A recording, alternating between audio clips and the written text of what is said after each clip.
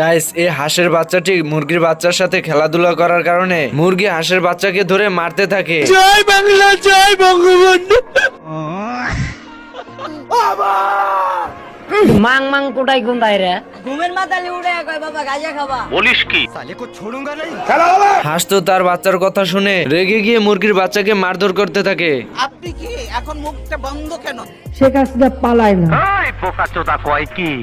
আচ্ছা, হাঁস আর মুরগির ঝগড়া দেখে মোরগ আসে থামানোর জন্য। তোমরা কয় ভাই বোন? আমরা 3 ভাই বোন। কে কে? আমি, আব্বাই, মাই।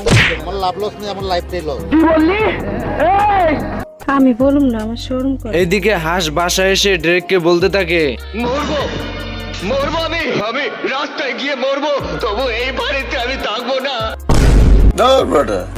বন্ধুরা, এই হাঁস দুটো চলে আসে বিচার নিয়ে মুরগিদের বাড়িতে। ওই সুলতান, বাইরে হালার পর মাং মাং কোটাই গুন্দাই রে। হাঁসের বিচার নিয়ে আসা দেখে মোরগ রেগে গিয়ে হাঁসকে তুমুল মারধর করতে থাকে। আমারে চিনচ, আমি সানডে মানডে ক্লোজ করছি। হাঁস তো মোরগকে একটি ঘুষি দিয়ে তার বউকে বলতে থাকে, জিম করি বাবা, জিম করি। হ্যাঁ, এবং 4-5 হতে আলানো আমার লেগা কোনো ব্যাপার না।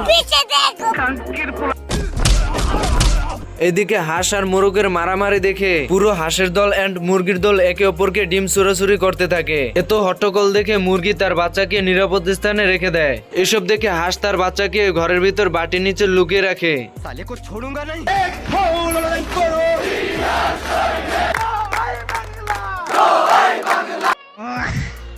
এইদিকে হাঁস এত হট্টগোল দেখে তার বাচ্চাকে দেখতে আসে এবং বাচ্চাকে না দেখে চিল্লাতে চিল্লাতে বাইরে গিয়ে বলতে থাকে, মাগো দিয়ে দিল আমার মাগো। হাঁসের কান্না দেখে সবাই মারামারি বন্ধ করে দেয় এবং মোরগ আর হাঁস মিলে তাদের বাচ্চাকে খোঁজার জন্য রওনা হয়। এর ভিতরে তাদের বাচ্চাদেরকে দেখতে পায়। আর তোমাকে বিয়ে করতে চাই, তোমাকে লাভ করি।